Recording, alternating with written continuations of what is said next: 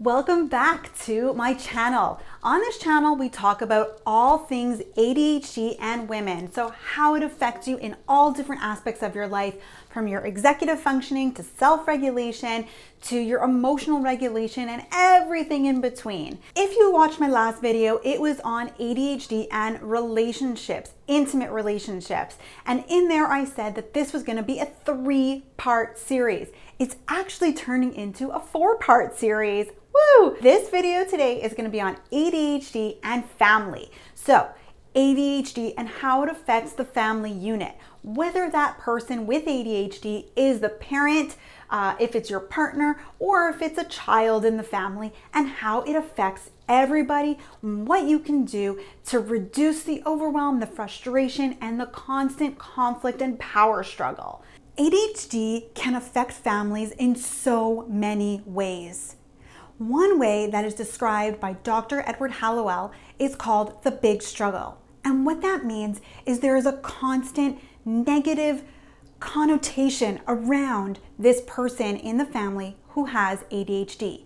What happens is somehow in this big struggle, the person with ADHD becomes at fault for anything that goes wrong.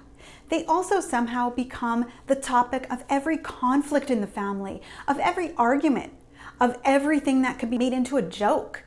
They become the victim without intending to.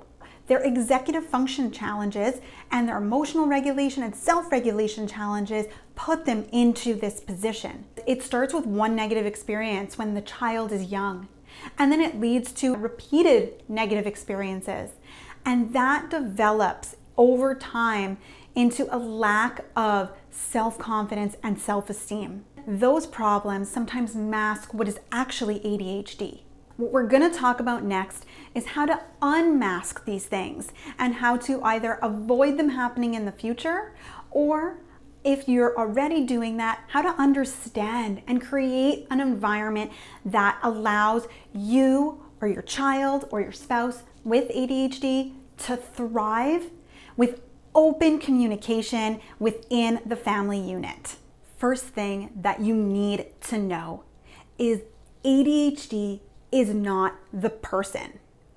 We need to separate ADHD from the person. So if that's you, your partner, or a child, make that separation so you could start looking at ADHD as a part of who they are, because it defines how their brain functions or your brain functions, but it is not who they are. When you release the power struggle of who's in charge and who's in control, you can then start to foster positive relationships and positive strategies. When you understand how your ADHD affects you, whether it's with your executive functioning skills, so planning, prioritizing, organizing, time management, whether it's with your self-regulation and emotional regulation, and how that impacts your life and affects those around you and your family. When you have all of that and you understand it on a deep level, know where it shows up, know how it shows up in other people's lives, then you can begin to understand what changes can be made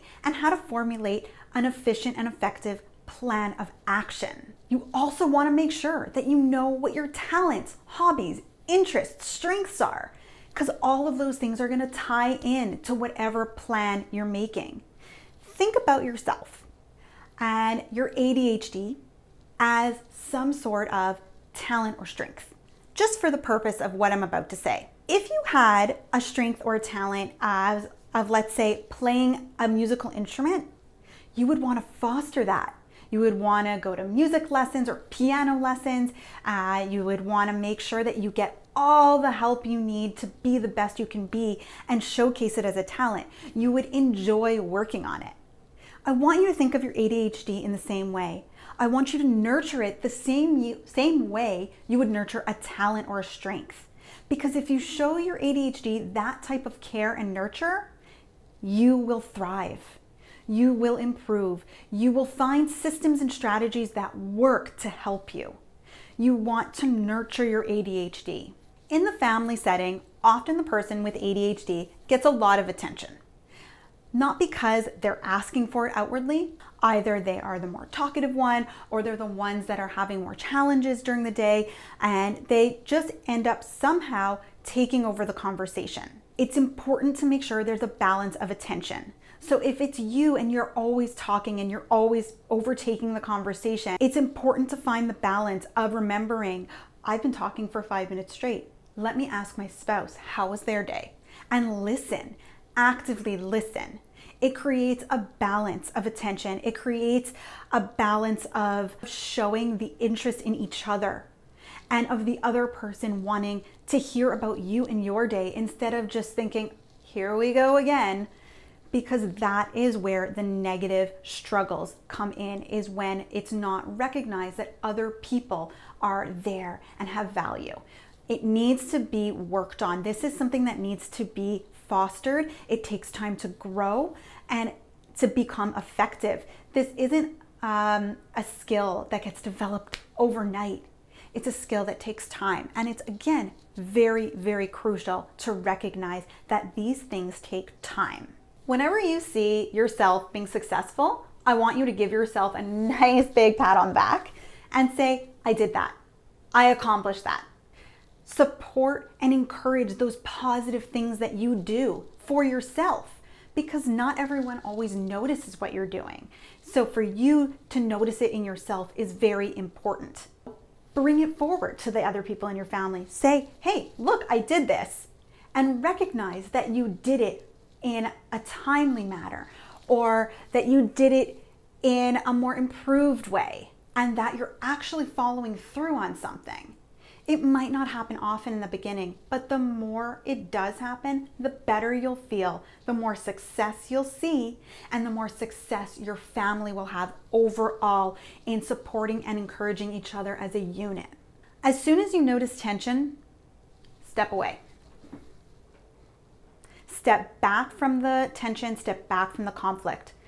ADHD brains thrive on conflict because it's stimulating. So when there's an argument or a fight, you get riled up and you just want to go at it.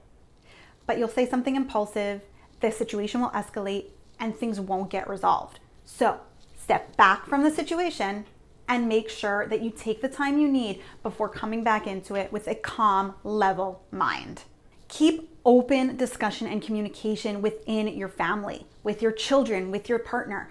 Keep that openness so everybody knows what's going on and how you can help each other. Create a plan. Having a plan that outlines what needs to be done and how often to keep that open communication and follow successful steps is super important. Most of the time, it's very useful and almost essential, or it is essential, to have outside help for this. So either a therapist or a coach that can help you outline a plan. Working with the person who has ADHD is the most important to make sure that that plan is followed through successfully. In that plan, create structure, create rules, create consequences that make sense for mistakes.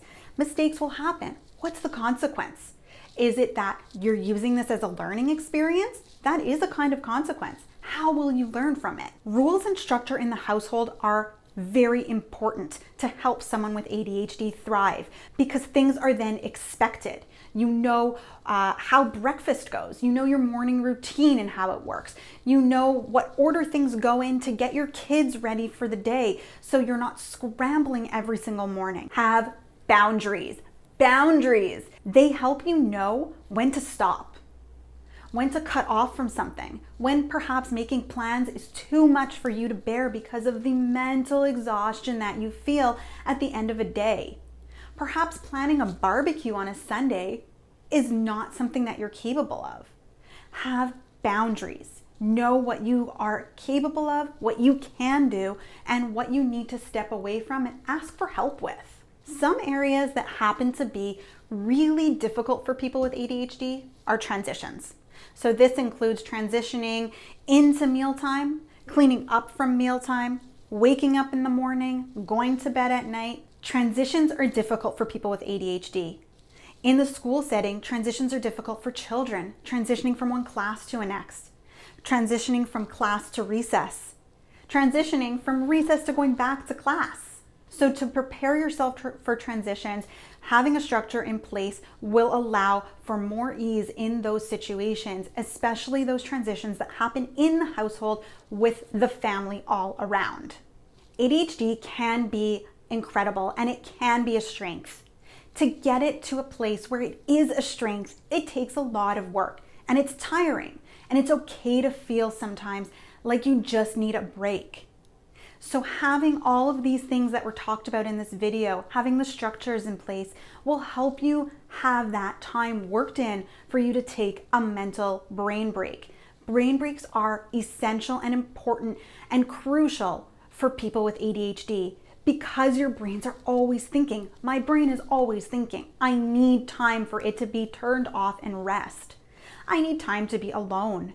I want you to make sure that you have time for those brain breaks. If you don't already know, I'm Saundra Brodkin. I'm an ADHD coach specifically for women. I love what I do. I'm taking on just a few new clients right now. So if this is something that you've been kind of thinking about and you're interested in, the link to my booking page is below and you can check that out. All we do is get on a call and talk about what your needs are and how I might be able to serve you. There is a link to my website. There is a link to my Facebook group for women with ADHD, which you should absolutely join. Hope this video helped you, and I'll see you in the next one, which is about ADHD and friends.